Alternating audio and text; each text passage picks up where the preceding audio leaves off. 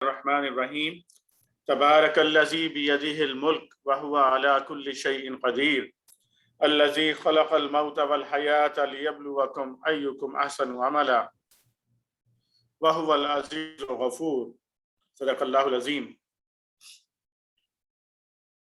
رب رحمان فرماتے ہیں نہایت بزرگ و برتر ہے وہ ذات جس کے ہاتھ میں کائنات کی سلطنت ہے اور وہ ہر چیز پر قدرت رکھتا ہے، جس نے موت اور زندگی کو ایجاد کیا تاکہ تم لوگوں کو آزما کر دیکھے کہ تم میں سے کون بہتر عمل کرنے والا ہے۔ میرے انتہائی عزیز بھائیوں، دوستوں، ساتھیوں، اور اگر میری بہنیں بھی میری بات سن رہی ہیں تو میری بہنوں اور بچوں، جہاں تک جس تک میری آواز پہنچ رہی ہے، میں سب کو السلام علیکم ورحمۃ اللہ وبرکاتہ کہتا ہوں۔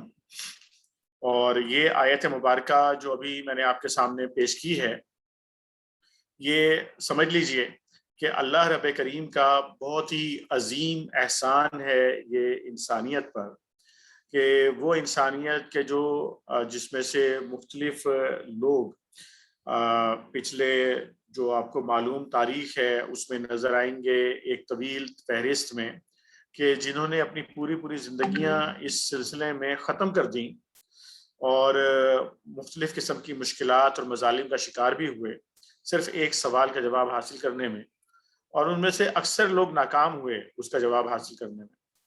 اور وہ سوال یہ تھا کہ آخر انسان اس دنیا میں آتا کہاں سے ہے، کیوں آتا ہے، اور پھر کہاں چلا جاتا ہے انسان۔ یہ ایسا سوال ہے کہ جس کا جواب ڈھونڈتے ہوئے آپ کو تاریخ میں بڑے فلسفی سب یہی سوال کا جواب ڈھونڈتے ہوئے نظر آئیں گے آپ کو۔ اللہ رب کریم نے ہم پر کتنا بڑا احسان کیا کہ اس ایک آیت مبارکہ میں اللہ رب کریم نے اس اتنے بڑے مسئلے کا یہ آسان سا اس کا یہاں پر ہمیں اس کی وجہ بیان فرما دی کہ وہ اللہ ہے۔ پہلی بات تو یہ سمجھ لیجئے کہ اللہ رب کریم نے فرمایا کہ جو پوری کائنات ہے، جس میں یہ سورج، چاند، ستارے اور جتنے بھی طبقات ہیں آسمانوں کے، یہ سب اللہ کے ہاتھوں میں، یعنی اللہ تعالیٰ کے مکمل کنٹرول میں ہے۔ ایک چیز اوپر سے لے کے زمین کے اگر کہیں پوشیدہ پتھر کے اندر بھی کوئی چیز ہے تو وہ اللہ تعالیٰ کے کنٹرول میں ہے۔ دوسری بات یہ کہ جو موت اور زندگی ہے، انسانی زندگی، اس کو اللہ تعالیٰ نے تخلیق کیا ہے اور ایک مقرر وقت کے لیے اللہ رب کریم نے ہمیں زمین کے اوپر دنیا کے اندر بھیجا ہے اللہ تعالیٰ نے، اور یہ فضول میں نہیں بھیجا، بلکہ یہاں پر اللہ تعالیٰ نے بیان فرما دیا کہ ہم نے یہ آزمائش کے لیے تمہیں بھیجا ہے، یہ دیکھنے کے لیے کہ تم میں سے کون احسن عمل کرتا ہے۔ تو اس لیے عزیزان من، یہ جاننا بہت ضروری ہے کہ یہ احسن عمل ہے کیا، کیونکہ اگر ہم احسن عمل کو نہیں سمجھیں گے تو پھر ہمارے لیے اس آزمائش میں کامیاب ہونا تقریباً ناممکن ہوگا، کیونکہ یہ احسن عمل ہی ہے جو ہمیں اس آزمائش میں کامیاب کرے گا، جو ہمیں جنت کی طرف لے کے جائے گا اور جو ہمیں جہنم سے بچائے گا۔ اس لیے اس بات کو سمجھ لینا بہت ضروری ہے۔ اللہ تعالیٰ نے قرآن عظیم الشان میں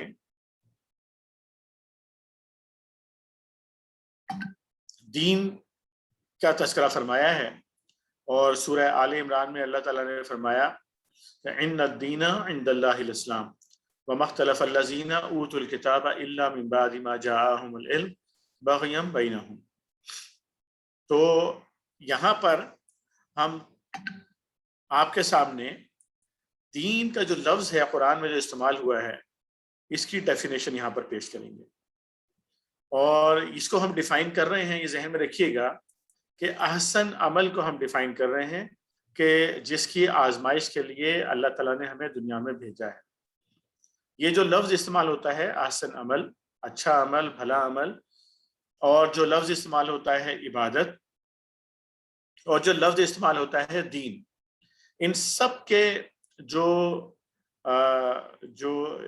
یہ کوئی الگ الگ چیز نہیں ہے، بلکہ یہ تمام کا اگر مفہوم میں آپ جائیں گے تو وہ ایک ہی مفہوم جو ہے وہ ان سب کا نکلے گا۔ تو سب سے پہلے میں آپ کو دین پر بات کرتا ہوں کہ دین ہوتا کیا ہے، ٹھیک ہے جی۔ اس کے لیے ایک مثال لے لیتے ہیں۔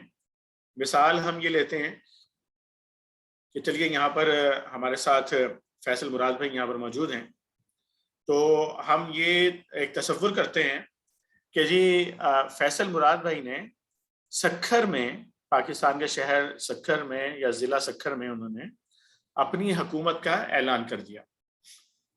فیصل مراد نے اپنی حکومت کا اعلان کیا، یہ کیا ہے؟ یعنی فیصل مراد نے اپنا دین جو ہے وہ وہاں پر اناؤنس کر دیا، دین اپنا نافذ کر دیا، حکم نافذ کر دیا۔ دین کے 4 پہلو ہیں، اس کے 4 الگ الگ مطلب نہیں ہیں، بلکہ لفظ دین کے 4 پہلو ہیں، ٹھیک ہے؟ چاروں پہلو میں آپ کو بتاتا ہوں۔ دین اپنا حکم دے دیا کہ میرا دین ہوگا، میرا یہاں پر حکم اب چلے گا۔ وہاں پر جتنے بھی لوگ رہتے تھے، تھوڑی دیر کے لیے ہم یہ ایکسپیکٹ کر لیتے ہیں کہ وہاں جتنے بھی لوگ رہتے تھے انہوں نے ایکسیپٹ کر لیا اور انہوں نے کہا ہاں بالکل آپ ہمارے حاکم ہیں، ہم آپ کی بات کو مانیں گے، ٹھیک ہے؟ اب جو لوگوں نے ایکسیپٹ کیا اس کو، یعنی اس حکم کو، اس حاکم کو مان لیا، تو یہ لوگوں کا کیا ہو گیا؟ لوگوں کا دین ہو گیا کہ اب جو حکم چلے گا، اس حکم کو جو لوگ مانیں گے یہ ان کا دین ہے، ٹھیک ہے؟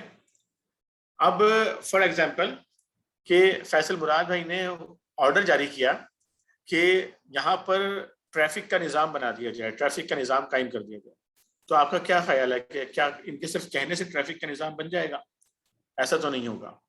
تو یقیناً پھر اس کے لیے امپلیمنٹیشن کے لیے بہت سارے محکمے بنانے پڑیں گے، آپ کو سڑکیں بنانے کے لیے پورے محکمے بنانے پڑیں گے، جو سڑکیں بنائیں گے، تعمیرات کریں گے، اس کے لیے کمپنیاں کام کریں گی، بہت ساری تعمیرات ہوں گی، پھر اس کے اوپر گاڑیاں چلیں گی، ٹریفک کا نظام بنے گا، ٹریفک لائٹس لگیں گی، پھر اس کے اوپر آپ کی ٹریفک پولیس ہوگی، یعنی کہ مختلف محکمے ہوں گے۔ تو گویا ایک حاکم نے حکم دیا، رعایا نے اس کو نافذ کیا، اس کے نفاذ کے لیے آپ کو ایک پورا نظام بنانا پڑا۔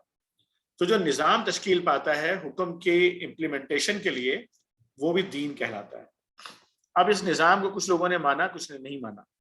جو اس نظام کی خلاف ورزی کریں گے ان کو سزا ملے گی، اور جو مانیں گے ان کو ریوارڈ ملے گا، ان کو جزا ملے گی ان کو۔ تو جزا اور سزا جو اس نظام کے اندر کے عمل درآمد کے نتیجے میں انسان کو ملنی ہے یا ملتی ہے، اسے بھی دین کہتے ہیں۔ تو مطلب یہ ہوا کہ دین کا مطلب یہ ہے کہ حکم نافذ ہو گیا، حاکم نے حکم نافذ کیا، لوگوں نے اس کو مان لیا، ایک نظام بنا، اور اس نظام کے امپلیمنٹیشن کے بعد جزا اور سزا ہوئی۔ اب ذرا آپ تھوڑا سا غور کریں جو ابھی میں نے آپ کو بات بتائی، یعنی کہ دین جو ہے بنیادی طور پر ایک پورا جو آپ کا ضابطۂ حیات ہے، پورا جو زندگی گزارنے کا طریقہ ہے انڈیویجولز کا اور اجتماعیت کا، اس سب کو ملا کر اگر ایک لفظ دیں گے تو وہ دین کہلائے گا، ٹھیک ہے؟ اب آپ مجھے یہ بتائیں کہ دنیا میں کوئی ایسا آدمی ہے جس کا کوئی دین نہ ہو؟ ہر شخص کسی نہ کسی نظام کے ماتحت ہو کے رہ رہا ہے، اس نظام کے ماتحت اس کو مانتا ہے، اس کے مطابق وہ اپنا عمل کرتا ہے، اس کے مطابق وہ بولتا ہے، اس کے مطابق وہ کماتا ہے، اس کے مطابق وہ اس کے اندر رہتا ہے، اس کے مطابق وہ اس کے اندر بیہیو کرتا ہے اس نظام کے اندر، چاہے وہ جنگلوں میں کیوں نہ رہتا ہو، جنگلی قبائل کی صورت میں، لیکن وہ بھی اپنا ایک نظام بنا کر رہتے ہیں۔ تو دنیا میں ہر شخص کا کوئی نہ کوئی دین ہے، چاہے وہ اللہ کا انکار کر دے، چاہے وہ دہریہ ہو جائے، لیکن اس کا کوئی نہ کوئی نظام بنا کے، تو چاہے وہ سوشلزم بنا کے رہے گا، وہ کمیونزم بنا کے رہے گا، کوئی نہ کوئی نظام بنا کے وہ رہتا ہے دنیا کے اندر۔ تو جس بھی نظام کو بنا کر انسان اس کے ماتحت زندگی گزارتا ہے، اسے اس کا دین کہا جاتا ہے، جس کے مطابق اس کی پوری زندگی کے اعمال ہو رہے ہوتے ہیں، ٹھیک ہے؟ وہ دین اس کا بتا رہا ہوتا ہے کہ یہ کام کرنا ہے، یہ کام نہیں کرنا، یعنی دنیا میں ہر نظام کچھ کام کرنے کے لیے بتاتا ہے، کچھ کاموں سے روکتا ہے، ایسا ہی ہے نا؟ اللہ رب کریم نے فرمایا کہ دنیا میں جتنے بھی نظام موجود ہیں، جتنے بھی دین موجود ہیں، ان سب میں اللہ تعالیٰ کا پسندیدہ ترین دین، اللہ تعالیٰ کا پسندیدہ ترین نظام یا ضابطۂ حیات اگر میں اس کو کہوں تو وہ کیا ہے؟ فرمایا ان الدین عند اللہ الاسلام۔ یہ تو وہ چاروں میں نے آپ کے سامنے اس کے مطالب بیان کر دیے دین کے، جو اب آپ کے سامنے اس سلائیڈ پر آ رہے ہیں۔ میرا خیال ہے لفظ دین کی آپ کو سمجھ آ گئی ہوگی، اور اللہ تعالیٰ نے جو فرمایا کہ اللہ کے نزدیک زندگی گزارنے کا طریقہ کیا ہے، وہ صرف اور صرف اسلام ہے۔ تو یہ جو ابھی میں نے آپ کو ڈیفائن کیا پورا کہ اجتماعی زندگی، اس اجتماعی زندگی میں انسان انڈیویجولی کیسے بیہیو کرے گا، ایز اے سوسائٹی کیسے بیہیو کرے گا، اور ایز اے جب آپ اجتماعی نظام بنائے گا تو وہ نظام کس طرح بنے گا، وہ نظام کس طرح بیہیو کرے گا، ٹھیک ہے؟ ان سب کو ان طریقوں کے مطابق بیہیو کرنا، ان طریقوں کے مطابق ایکٹ کرنا جو اللہ اور اللہ کے نبی صلی اللہ علیہ وسلم نے بتائے ہیں کہ اس طرح سے کرو، اور ان سب چیزوں کو روک دینا جن سے اللہ اور اللہ کے نبی صلی اللہ علیہ وسلم نے انسان کو روکا ہے، اس سے رک جانا، اس کو دین کہہ رہے ہیں یہاں پر۔ اور یہی چیز کیا ہے؟ یہی چیز احسن عمل ہے۔ یعنی بھلا عمل کا مطلب یہ نہیں ہے کہ وہ آپ کی صرف انڈیویجول لائف سے ڈیل کر رہا ہے، بلکہ آپ کی جو پوری انسانی زندگی ہے، انفرادی اور اجتماعی، اس سب سے وہ ڈیل کر رہا ہے۔ میرا خیال ہے یہ بات آپ کو کلیئر ہو گئی ہوگی دین کے حوالے سے۔ ایک اور اصطلاح پر میں بات کرتا ہوں، پھر آگے بڑھتے ہیں۔ دوسری اصطلاح ہے طاغوت۔ طاغوت کا مطلب ہمارے یہاں لوگ جو ہے نا بعض اوقات یہ کرتے ہیں کہ شیطان یا بت یا اس طرح کا اس کا مطلب کرتے ہیں۔ طاغوت کا مطلب یہ نہیں ہے۔ ابھی میں آپ کو تصاویر کی مدد سے یہ بات سمجھا دیتا ہوں۔ اگر آپ اس تصویر کو دیکھیں تو آپ کو ایک خوبصورت دریا نظر آئے گا جو کہ دو لمٹس کے اندر یہ بہہ رہا ہے اور بڑا آپ کو پرسکون یہ لگ رہا ہے۔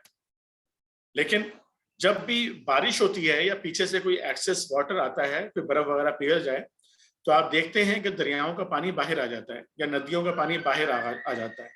تو ہم کہتے ہیں کہ دریا میں یا ندی میں طغیانی آ گئی۔ تو طغیانی کا مطلب یہ ہوتا ہے کہ ندی اور دریا اپنی حدود توڑ کر نکل گیا۔ جب دریا میں طغیانی آتی ہے تو آپ دیکھتے ہیں کہ انسانیت اس طریقے سے تباہ و برباد ہو جاتی ہے، گھر گر جاتے ہیں، انسان مرتے ہیں، جانور مرتے ہیں، بے شمار نقصانات اس کے ہوتے ہیں۔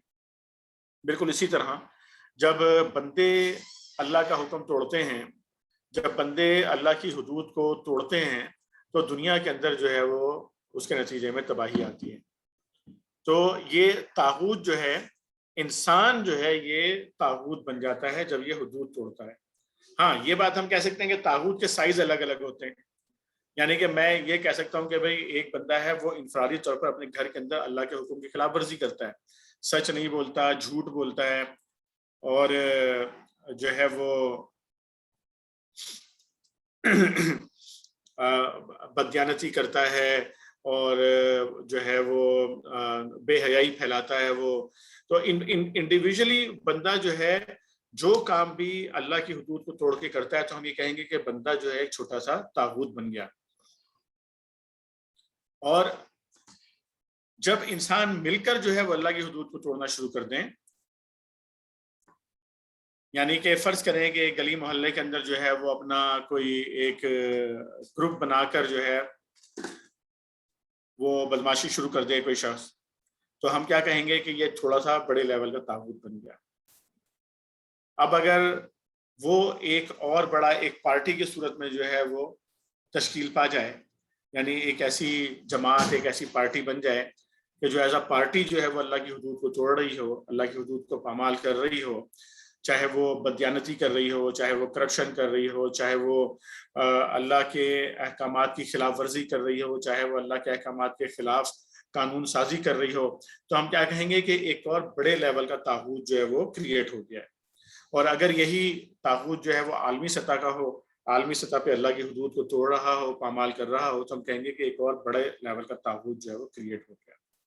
تو یہ طاغوت کا مطلب اگر آپ کو سمجھ میں آ گیا ہے، تو اب ہم دیکھتے ہیں کہ امت مسلمہ کی ذمہ داری کیا ہے۔ اللہ رب کریم نے فرمایا کنتم خیر امۃ اخرجت للناس تأمرون بالمعروف وتنہون عن المنکر وتؤمنون باللہ۔ اے مسلمانوں، اب دنیا میں وہ بہترین گروہ تم ہو جسے لوگوں کی ہدایت کے لیے نکالا گیا ہے، تم نیکی کا حکم دیتے ہو، برائی سے منع کرتے ہو، اور اللہ پر ایمان رکھتے ہو۔ تو اب ہمیں یہ پتہ چلا کہ ہم نے یہ دیکھا کہ اللہ تعالیٰ نے ہمیں آزمانے کے لیے بھیجا کہ دیکھنا چاہتا ہے کہ احسن عمل کون کرتا ہے۔ ٹھیک ہے، احسن عمل کا مطلب یہ ہے کہ وہ تمام کام کرنا کہ جس سے اللہ اور اللہ کے نبی صلی اللہ علیہ وسلم نے کرنے کا حکم دیا ہے، اور ان تمام چیزوں سے رک جانا جن سے رکنے کا اللہ اور اللہ کے نبی صلی اللہ علیہ وسلم نے حکم دیا ہے، وہ بھی احسن عمل ہے۔ ٹھیک ہے، وہی چیز دین ہے۔ اگر احسن عمل کو انفرادی اجتماعی زندگی کے اندر اختیار کر لیا جائے تو اسے ہم دین کہیں گے۔ ٹھیک ہے، طاغوت کیا کرتا ہے؟ طاغوت جو ہے وہ جو احسن عمل ہے اس کا اپوزٹ کام کرتا ہے، یعنی کہ وہ کام کہ جن کا اللہ اور اللہ کے نبی نے حکم دیا ہے ان کو وہ روکنے کی کوشش کرتا ہے، اور جن سے اللہ اور اللہ کے نبی صلی اللہ علیہ وسلم نے روکا ہے ان کو وہ کروانے کی کوشش کرتا ہے، انڈیویجول لائف کے اندر بھی، اجتماعی لائف کے اندر بھی۔ تو یہ طاغوت کام کرتا ہے۔ اور یہاں پر اللہ تعالیٰ نے ہماری ذمہ داری کیا بتائی کہ تمہاری ذمہ داری یہ ہے کہ تم وہ جو احسن عمل ہے، وہ جو امر بالمعروف ہے، اس کی طرف اس کا حکم دو گے، اس کی طرف دنیا کو لے کر آؤ گے، اور وہ جو طاغوت ہے، وہ جو برائی والا کام ہے، اس سے لوگوں کو روکو گے۔ گویا مومن اور طاغوت جو ہے وہ ٹکرائے گا، ایمان اور طاغوت ٹکرائے گا، متقی اور طاغوت جو ہے وہ ٹکرائے گا اس دنیا کے اندر۔ تو یہ بات سمجھ لینی چاہیے مسلمانوں کو کہ مسلمانوں کا جو اصل ٹکراؤ ہے وہ طاغوت کے ساتھ ہے، اور یہ طاغوت جو ہے، یہ طاغوت صرف ابلیس نہیں ہے، بلکہ ابلیس کی وہ ساری ذریت ہے جو انسانوں میں سے بھی ہے اور جنوں میں سے بھی ہے۔ اور انسانوں میں سے وہ تمام لوگ ہیں جو انفرادی اور اجتماعی طور پر اس دنیا کو خراب کرنا چاہتے ہیں، برائی کی طرف لے جانا چاہتے ہیں، وہ تمام لوگ طاغوت ہیں، اور ان سے ٹکرانا، ان سے اس دنیا کو بچانا، یہ مومنین کی ذمہ داری ہے۔ یہ بات کلیئر ہو گئی ہوگی میرا خیال سے۔ اب آتے ہیں اس طرف کہ یہ والا جو ہم کہتے ہیں کہ جب یہ بات کی جاتی ہے کہ جی نیکی کا حکم دیا جائے، برائی سے روکا جائے، طاغوت سے ٹکرایا جائے، تو اس پورے کے پورے کام کو ہم کہتے ہیں کہ دعوت دین ہے، یعنی کہ لوگوں کو دین کی طرف دعوت دی جائے۔ اس کا کیا مطلب ہے؟ میں تھوڑا سا اب آپ کو یہاں پر اس کی تشریح میں جاننا چاہتا ہوں کہ اللہ تعالیٰ نے فرمایا کہ ہمیں جو پچھلا فرمان آپ کے سامنے گزر چکا ہے کہ دین کی طرف دعوت دینا یہ ہمارا کام ہے۔ دین کی طرف دعوت دینے کا مطلب ہے دین کو قائم کرنے کی دعوت دینا، ٹھیک ہے؟ ابھی بھی بات یہ کلیئر نہیں ہوتی جب ہم لوگوں سے کہتے ہیں کہ دین کو قائم کرنے کی دعوت دی جائے۔ تو دین کو قائم کرنے کا کیا مطلب ہے؟ دین کو قائم کرنے کا مطلب ہے کہ دین کو اختیار کیا جائے۔ اب دین کو اختیار کرنے کا کیا مطلب ہے؟ دین کو اختیار کرنے کا مطلب یہ ہے کہ ہماری ذاتی، سماجی یعنی سوسائٹل اور پولیٹیکل، سیاسی، یہ تمام زندگی کے جو پہلو ہیں ہمارے، یہ تمام کے تمام دین کے تابع ہو جائیں، یعنی کہ جس طریقے سے دین ہمیں زندگی گزارنے کا کہہ رہا ہے اس طریقے سے ہم اس کو فارمولیٹ کر لیں، اپنی زندگی کو ٹرانسفارم کر لیں اس کے مطابق، اور یہی دعوت ہم دوسروں کو دیں کہ اپنی ذاتی، اپنی انفرادی زندگیوں کو تبدیل کرو اور اپنی اجتماعی زندگیوں کو تبدیل کرو۔ یہ ہے اقامت دین کی دعوت، اسی کو ہم کہیں گے دین کی دعوت۔ اگر یہ بات سمجھ میں آ گئی کہ دین کی دعوت ہے، تو اب دیکھنا یہ ہے کہ یہ کام کیا کیسے جائے، دعوت دین کا کام جو ہے وہ کرنا کیسے چاہیے۔ اس کے لیے اگر آپ ابھی تک میری بات کو سمجھ چکے ہیں تو پہلی چیز جو اختیار کرنی ہے وہ سنجیدگی ہے۔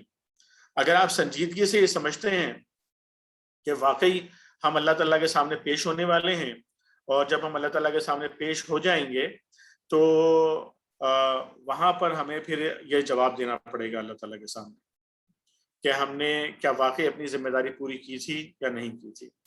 تو ذرا اپنی زندگیوں پر ایک نظر ڈال لیجئے کہ کتنی زندگی کا حصہ ہم آلریڈی گزار چکے ہیں اور کتنا تھوڑا سا حصہ اب ہماری زندگی کا باقی ہے۔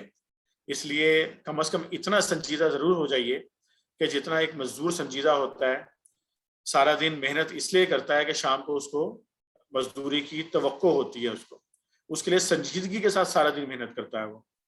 تو اگر آپ بھی واقعی جنت کے حصول اور جہنم سے بچنا چاہتے ہیں تو سنجیدگی کے ساتھ اب اپنی زندگی کو ٹرانسفارم کرنا ہوگا۔ یہ مثال میں آپ کو دینا چاہتا ہوں۔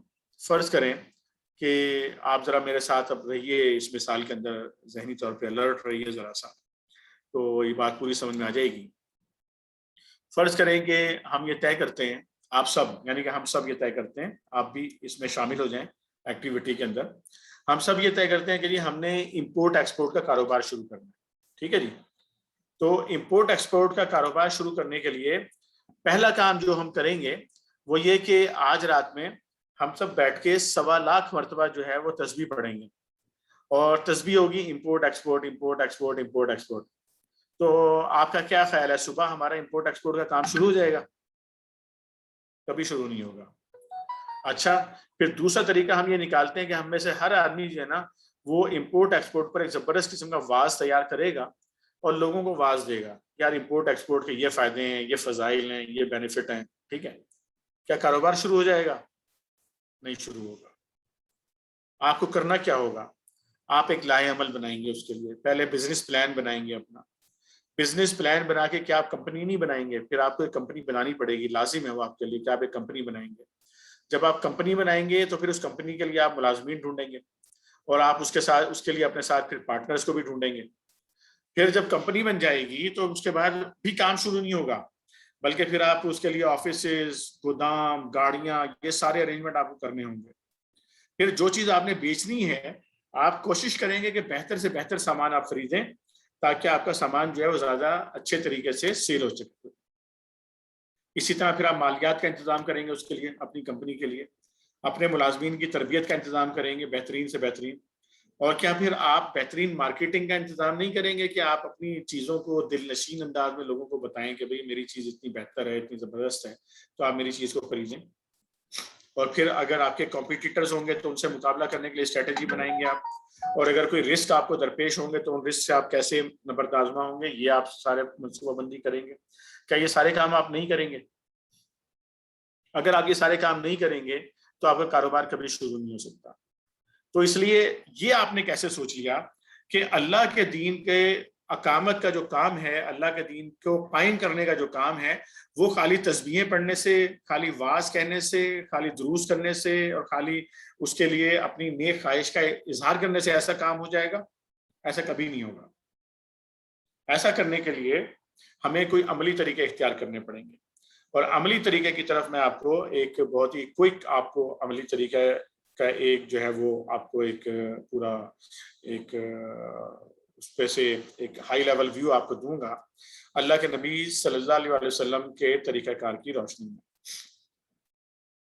تو سب سے پہلا کام جو ہمیں کرنا ہوگا اس مقصد کو پورا کرنے کے لیے، یعنی اقامت دین کے لیے، وہ یہ کہ آپ اقامت دین کا کام یہ سوچ کر کریں کہ یہ مجھے دنیا میں اس سے کچھ نہیں چاہیے بلکہ میں جنت حاصل کرنے کے لیے کام کر رہا ہوں۔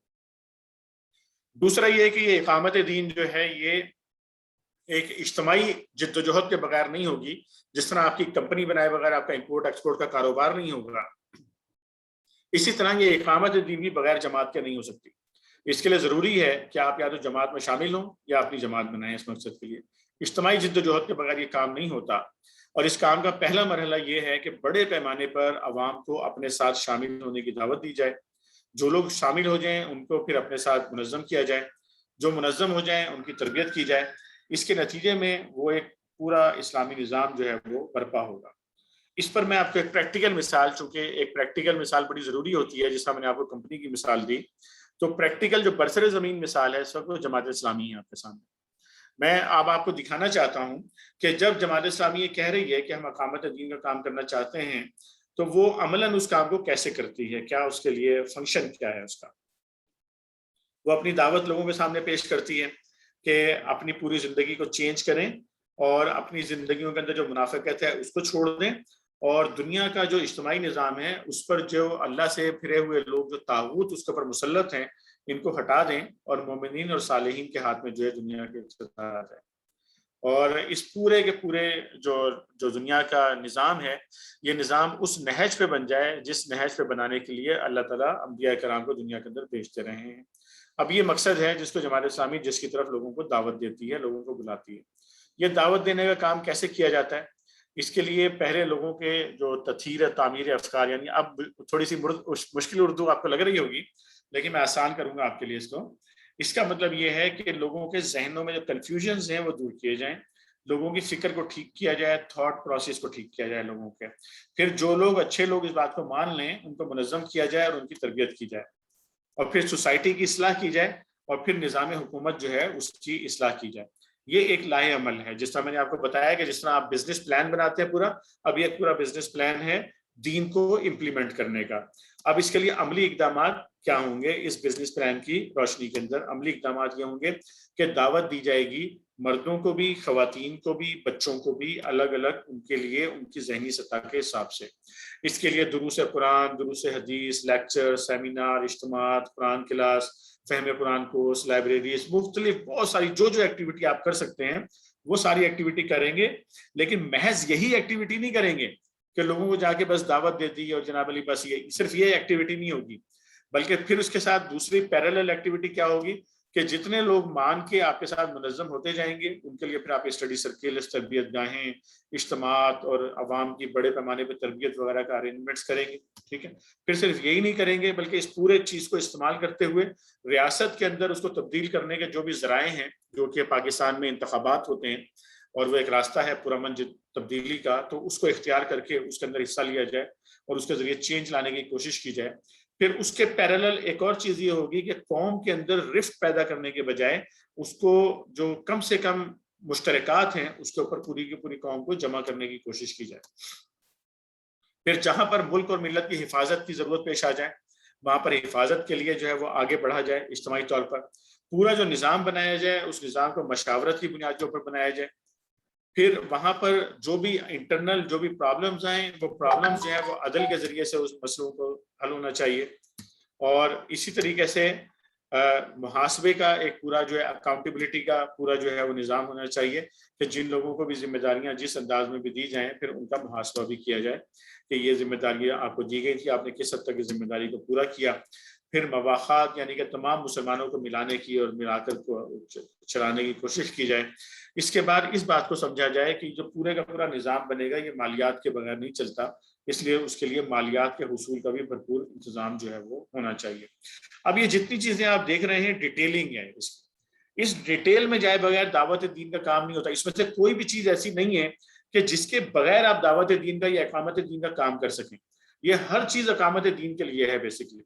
اس میں سے کوئی فرد اگر ایک کام بھی کر رہا ہے تو اس کے اندر یہ بات ریگریٹ نہیں ہونی چاہیے کہ میں دعوت دین کا کام نہیں کر رہا ہوں. اگر کوئی فرد بیٹھا صرف مالیات کا کام کر رہا ہے تو اس کا مطلب ہے وہ اقامت دین کے لیے مالیات کلیکٹ کر کے لوگوں کو دے رہا ہے, تو ایک بہت بڑی ذمہ داری اپنی ادا کر رہا ہے. تو اس لیے میں نے ابھی آپ کو ایک ہائی لیول ویو آپ کو صرف دیا ہے. یہ کبھی بعد میں اگر آپ چاہیں گے تو میں اس پہ ڈیٹیل بھی اس پورے جو فریم ورک ہے اس فریم ورک کے اوپر ڈیٹیل میں بات کروں گا انشاءاللہ. تو یہ اب آپ مجھ سے یہ سوال کر سکتے ہیں کہ بھئی یہ جو ابھی آپ نے پورا فریم ورک بتایا ہے دعوت دین کا, تو اس میں مکمل جو فریم ورک ہے یہ تو پاکستان کے اندر رہتے ہوئے ہی امپلیمنٹیشن اس کی ہو سکتی ہے, لیکن وہ لوگ جو ملک سے باہر ہیں آخر وہ کس طریقے سے جو ہے وہ اس کام کو کریں باہر رہتے ہوئے. تو ہم یہ سارے کے سارے کا اکثر لوگ یہ ایکسکیوز دیتے ہیں کہ بھئی ہم تو چونکہ ملک سے باہر ہیں تو ہم ملک سے باہر رہتے ہوئے کیسے یہ کام جو ہے نا وہ سر انجام دیں. تو میں اب آپ کو یہ بتانے لگا ہوں کہ جو بیرون ملک پاکستانی ہیں ان سے کیا توقعات ہیں. اقامت دین کا کام پاکستان کے اندر اقامت دین کا کام کرنے کے لیے وہ باہر رہتے ہوئے کیسے اپنی ذمہ داری کو ادا کر سکتے ہیں. اس میں اولین چیز آپ کی اپنی کردار سازی ہے, اپنا کردار بنانے کی کوشش کیجیے. دوسری چیز دعوت کا ابلاغ ہے. تیسری چیز پاکستانیوں کی تنظیم اور پاکستان میں دستور پر عمل درآمد کے لیے کوشش ہے. چوتھی چیز جو بھی پاکستان میں نیکی کی قوت کام کر رہی ہے یعنی جماعت اسلامی اس کی بھرپور مدد ہے. اور پانچویں چیز یہ کہ پاکستان میں جو آپ کا اپنا جو گھر اور خاندان ہے اس میں اس دعوت کا ابلاغ. اب میں اس میں سے ون بائی ون جو ہے وہ ایکشنیبل آپ کو چیزیں بتا دیتا ہوں کہ اس میں ایکشن جو ہے وہ آپ نے کس طریقے سے کرنا. پہلی چیز جو ہے وہ جو میں نے بات کی کہ آپ کو کردار سازی کرنی ہے اپنی.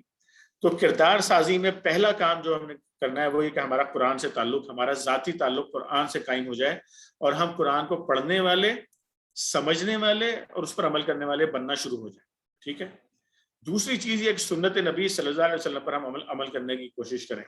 اور اس کا بھی طریقہ یہی ہے کہ ہم حدیث کو پڑھنے والے, میں یہ نہیں کہہ رہا کہ ہر بندہ شیخ القرآن شیخ الحدیث بن جائے, بلکہ اتنا کم از کم ہمیں روزانہ قرآن اور حدیث اور سیرت پڑھنی چاہیے اور یہ سوچ کر پڑھنی چاہیے کہ اس کے مطابق میں اپنے آپ کو ٹرانسفارم کروں گا, چینج کروں گا اپنے آپ کو, تو آپ کا کردار بننا شروع ہو جائے گا.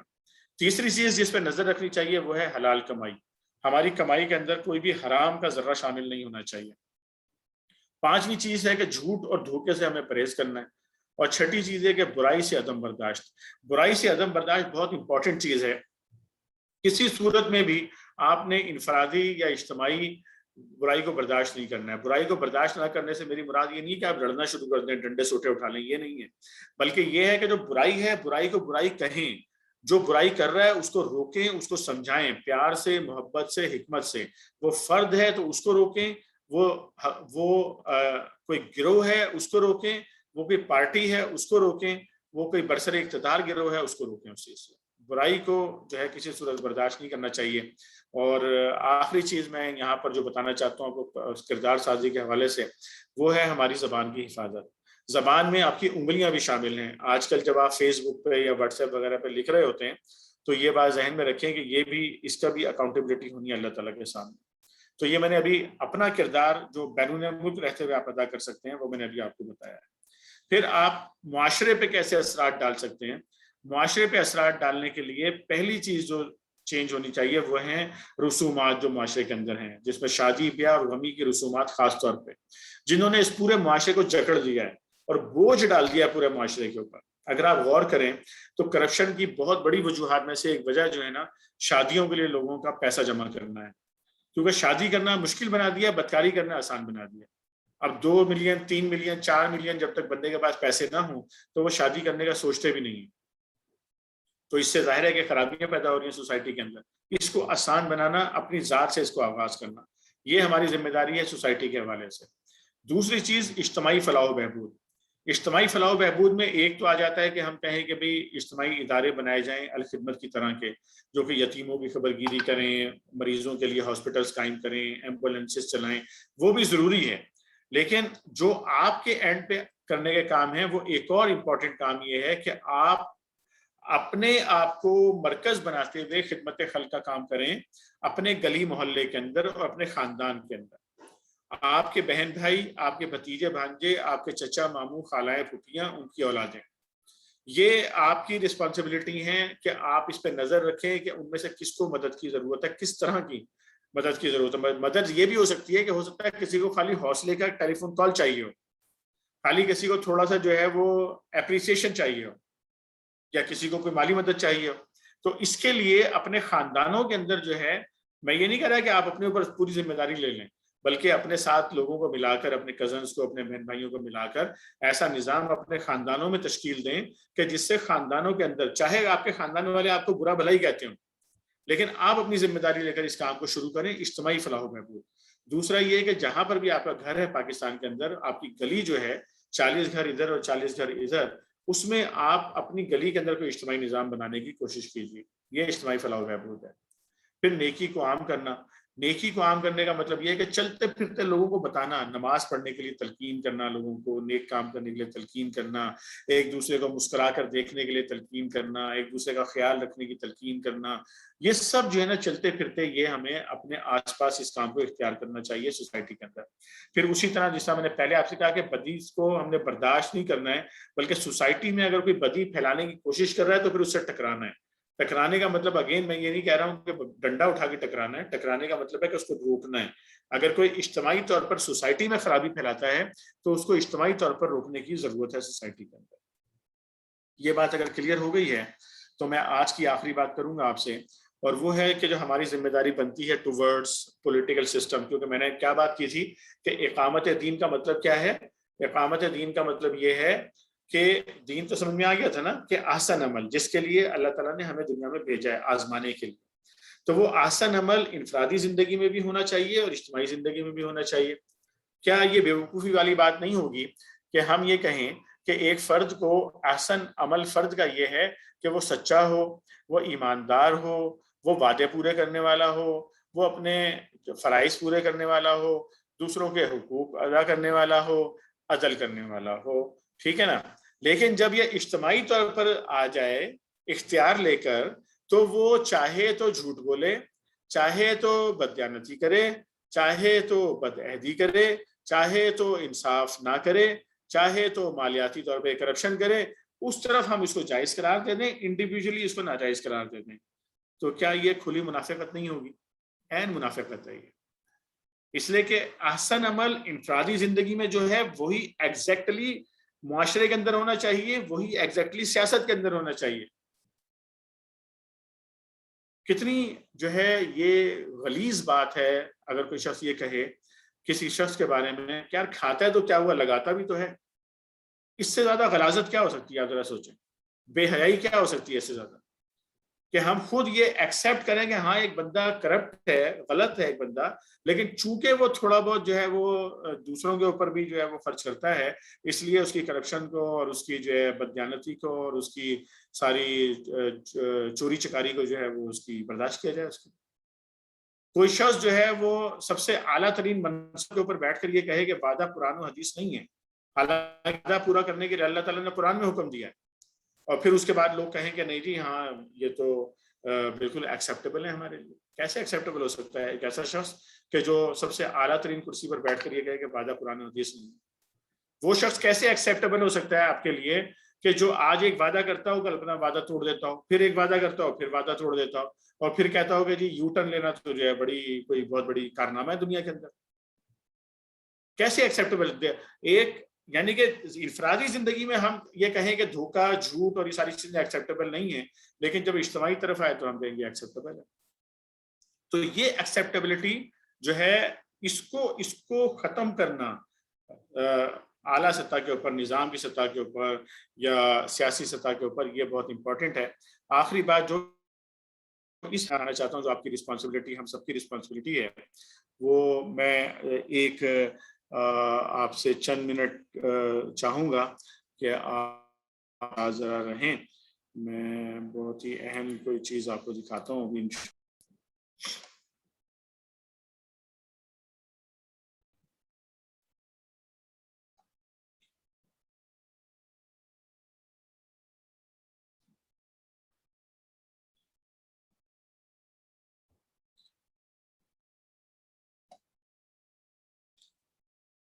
یہ میری اسکرین چینج ہوئی بھی آپ کو نظر آ رہی ہے؟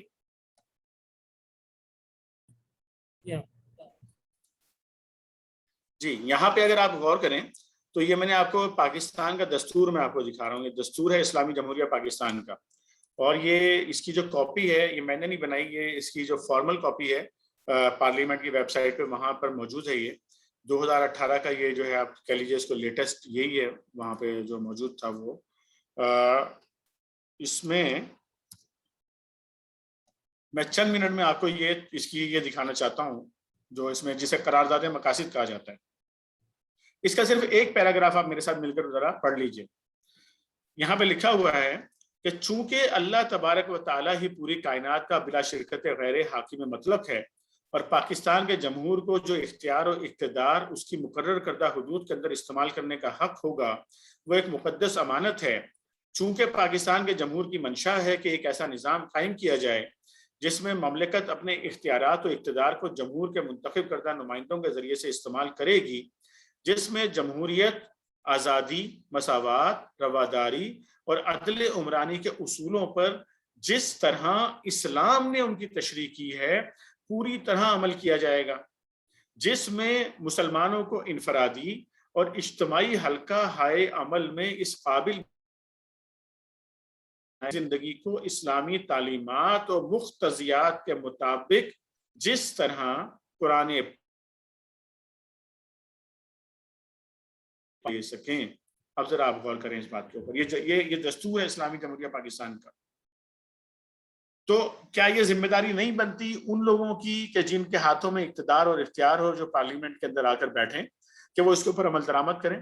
کتنے لوگوں کو آپ نے اس پر عمل درآمد کراتے ہوئے ہیں؟ یہ تو ضرور ہو رہا ہے کہ اس دستور میں جہاں پر یہ لکھا گیا آگے چل کر کہ اس ملک میں کوئی بھی قانون سازی قرآن و سنت کے خلاف قانون سازیاں کروائی جا رہی ہیں، لیکن جو قرآن و سنت کے مطابق عمل درآمد کے لیے جو ذمہ داری بنتی تھی جو پارلیمنٹ کی اور جو حکومتوں کی، وہ کیا انہوں نے پوری کی اپنی ذمہ داری؟ یہ اس لیے پوری نہیں کرتے کہ ہم بھیجتے ہی ایسے لوگوں کو ہیں پارلیمنٹ کے اندر کہ جن کا اس کے ساتھ جو میچ ہی نہیں کرتے، چونکہ وہ کم نہیں کر سکتے ہیں تو کم از کم اس بات کی کوشش کرتے ہیں کہ زیادہ سے زیادہ اس دستور کے اوپر عمل درآمد کو. بلکہ میں تو یہاں تک کہتا ہوں کہ پاکستان میں آج لبرلزم اور سیکولرزم کی ان کے خلاف کیس بنانے چاہیے. آپ میں سے جو پڑھے لکھے لوگ ہیں، جو تھوڑا بہت لا اور دیگر چیزیں جانتے ہیں، ان کو ان لوگوں کے خلاف لیٹر لکھنے چاہیے، عدالتوں کو لیٹر لکھنے چاہیے، کیس بنانے چاہیے ان کے خلاف کہ یہ دستور کی خلاف ورزی کریں، ان کے اوپر دفاع 6 لگائی جائے، ان کے خلاف غداری کے مقدمے قائم کیے جائیں ان لوگوں کے خلاف جو پاکستان میں اسلام اور کے خلاف قانون سازی کرتے ہیں، اور جو پاکستان میں لبرلزم کی اور سیکولرزم کی بات کرتے ہیں اور اسلام بات کرتے ہیں. ان کے خلاف غداری کے کیس بننے چاہیے اس دستور کی روشنی کے اندر، کیونکہ دستور خود کہتا ہے. تو یہ میں نے ابھی آخری بات جو ہے آپ سے گوش گزار کی ہے میرے عزیزوں، میرے بھائیوں. تو اس لیے میں نے تیسری ذمہ داری اب آپ کو بتائی. 3 ذمہ داریاں میں سے پہلی ذمہ داری اپنے آپ کو چینج کرنے کی، دوسری ذمہ داری سوسائٹی کو چینج، یہ کہ جو دستور بنا ہوا ہے پاکستان کے اندر اس دستور کے مطابق قوانین کو تبدیل کرنے اور اس دستور کو امپلیمنٹ کرنے کے لیے ایسے لوگوں کو پارلیمنٹ میں لانے کی ذمہ داری ہماری ہے کہ جو واقعتاً دل سے جو ہے قرآن و سنت کے اوپر ایمان رکھتے ہوں اور اس کو امپلیمنٹ کرنا چاہتے ہوں. یہ ہماری ذمہ داری ہے. اس کے لیے انتخابی سیاست کے اندر بھرپور طریقے سے سپورٹ کرنا، جماعت اسلامی کو اس کے اندر بھرپور طریقے سے سپورٹ کرنا، یہ ہماری ذمہ داری بنتی ہے. یہ میری آخری بات تھی، اور اس کے بعد میں آپ سے یہ عرض کروں گا کہ آپ جو ہے نا کسی بھی قسم کی ملامت سے نہ ڈریں کہ اگر ہم یہ بات کریں گے تو لوگ ہمیں کیا بولیں گے، اور نہ اپنی دعوت کو اور اپنی شناخت کو چھپانے کی کوشش کریں. یہ بات دنیا کی اعلیٰ ترین بات ہے جو ابھی میں نے آپ کو بتائی ہے. شیطان آج کی دنیا میں کھل کر بے حیائی پھیلا رہا ہے، تو آپ کو ڈرنے کی کوئی ضرورت نہیں ہے. شیطان کے مقابلے میں سامنے ڈٹ کر کھڑے ہوں اور اس کا مقابلہ کریں. تھا کہ تم دیے بعد مخالف سے نہ گھبرا اے عقاب، یہ تو چلتی ہے تجھے اونچا اڑانے کے لیے. آئیے ہم مل کر دعا کرتے ہیں کہ اللہ تعالیٰ ہمیں اپنے دین کو مکمل طور پر اختیار کرنے کی توفیق عطا فرمائے، اور دین کو قائم کرنے کے لیے اپنے تن من دھن اور وقت صرف کرنے کی توفیق عطا فرمائے. آمین. وآخر دعوانا الحمدللہ رب العالمین.